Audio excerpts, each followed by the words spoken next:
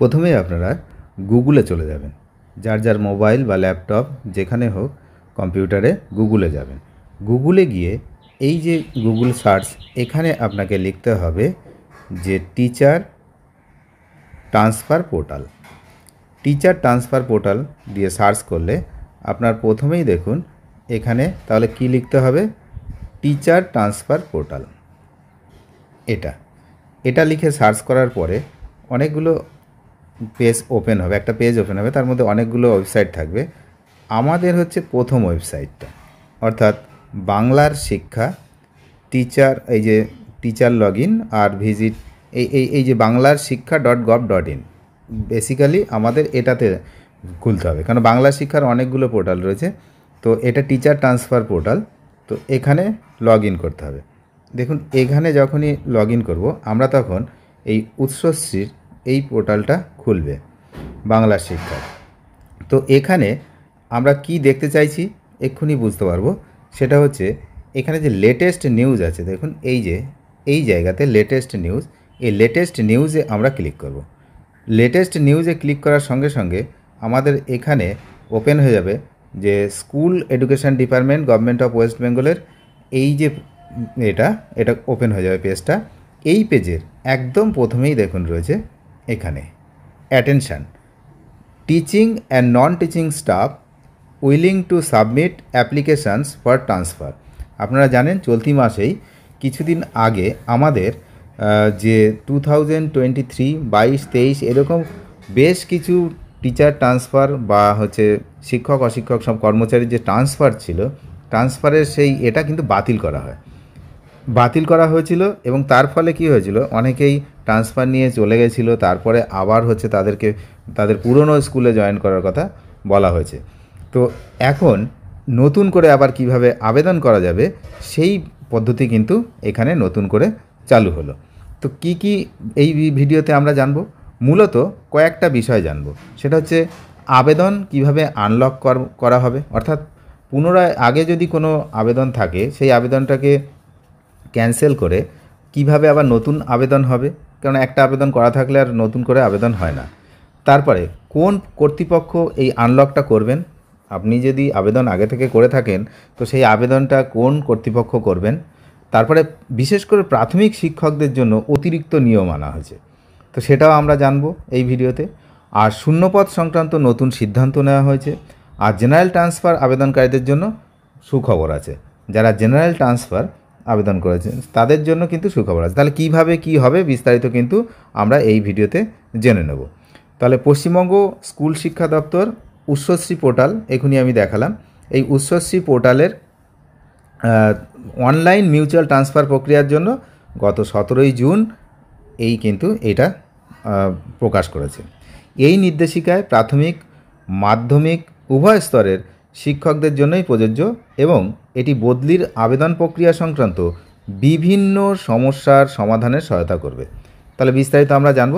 প্রথমেই আমরা জেনে নিই আবেদন আনলক করার নিয়ম।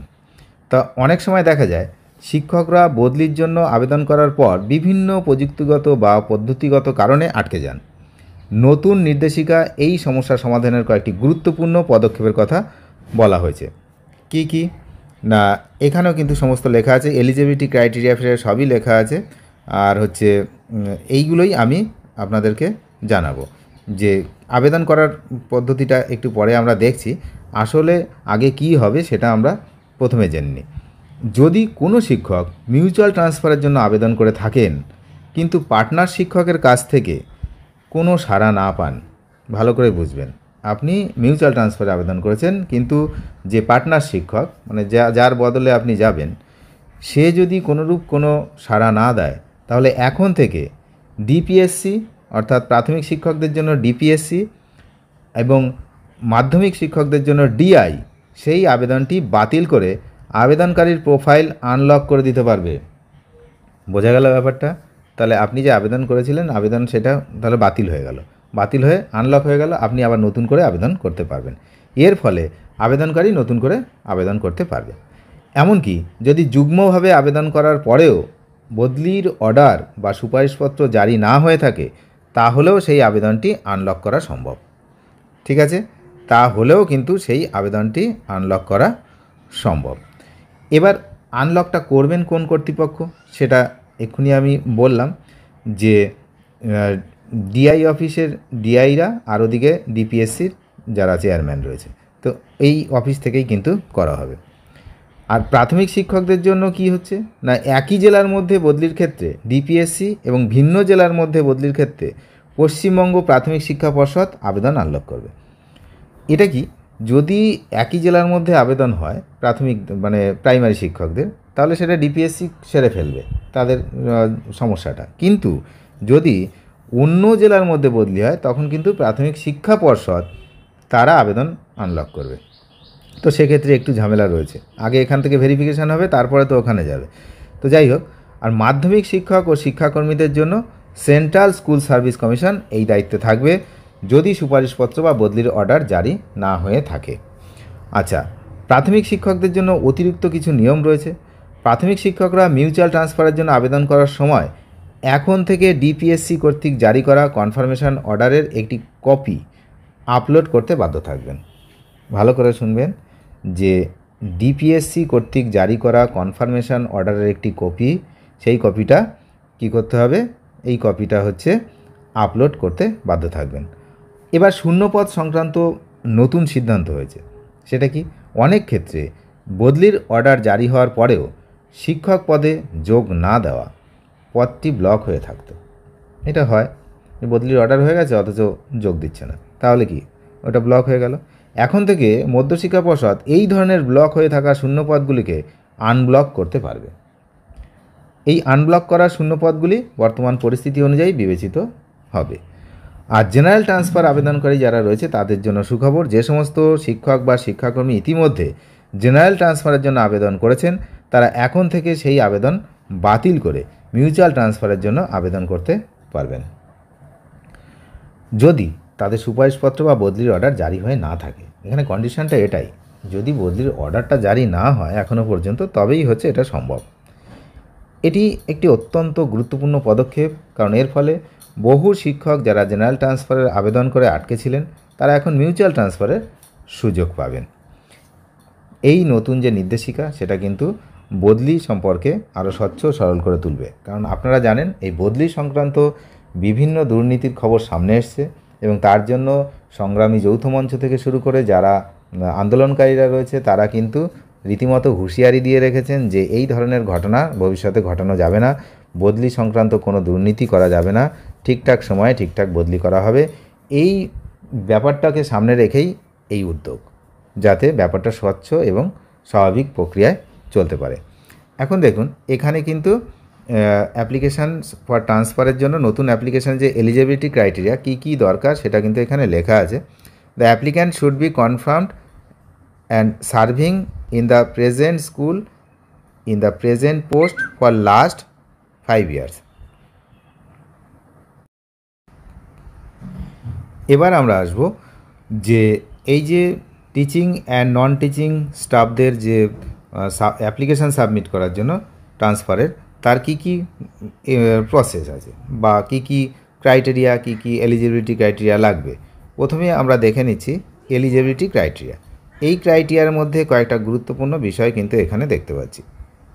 কি না, applicant should be confirmed and serving in the present school in the present post for at least 5 বছর, 5 years, 5 বছর অ্যাটলিস্ট এই স্কুলে কিন্তু কাজ করতে হবে প্রেজেন্ট স্কুলে। Applicant must be within 59 years of age, 59 বছরের মধ্যে হতে হবে বয়স। Place of posting should be more than 25 kilometre in case of secondary school, secondary স্কুলের জন্য 25 কিলোমিটারের বেশি হতে হবে পোস্টিংটা, স্কুল দুটোর মধ্যে দূরত্ব মিনিমাম 25 কিলোমিটার হতে হবে। Primary teachers will not be able to apply within the same circle, same সার্কেলের মধ্যে প্রাইমারি টিচার্সরা অ্যাপ্লাই করতে পারবে না। আচ্ছা, no teaching non teaching staff would be allowed to apply within 5 years of last transfer.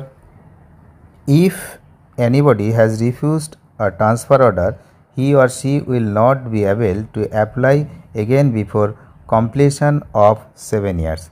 7 বছর কমপ্লিট না হলে 7 বছরের মধ্যে সে কিন্তু আর অ্যাপ্লাই করতে পারবে না যদি সে একবার ট্রান্সফারটাকে রিফিউজ করে। If anybody is under suspension facing any disciplinary proceeding, judicial proceeding of charges of financial irregularity, he or she shall not be able to apply for transfer। তাহলে ট্রান্সফার কে কে করতে পারবে, কে কে করতে পারবে না, সব কিন্তু ডিটেলস এখানে দেওয়া আছে। অ্যাপ্লাই কে করতে পারবে, কে করতে পারবে না। এবার হচ্ছে ডকুমেন্টেশন, কি কি ডকুমেন্ট আপলোড করতে হবে এই অ্যাপ্লিকেশনের সময়। Documents relating to any illness, যদি কোনো রোগ ব্যাধি এগুলো থাকে তাহলে তার ডকুমেন্টস।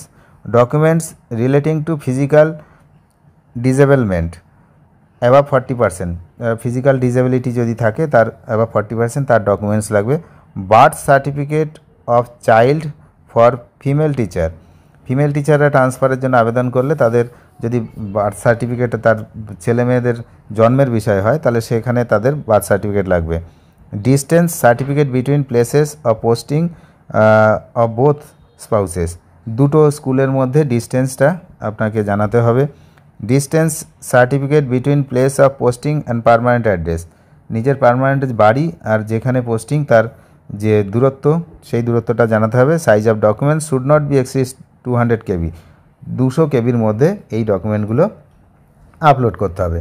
তাহলে এই হলো বিষয়বস্তু, যে নতুন করে আবার কিন্তু সুযোগ দেওয়া হয়েছে প্রত্যেককে, কিভাবে তাদের পুরনো যেটা সেটা আনলক হয়ে যাবে, যদি যেটা পুরোটাই আমি বললাম, এবং নতুন প্রক্রিয়া, এই নতুন প্রক্রিয়াতে কিন্তু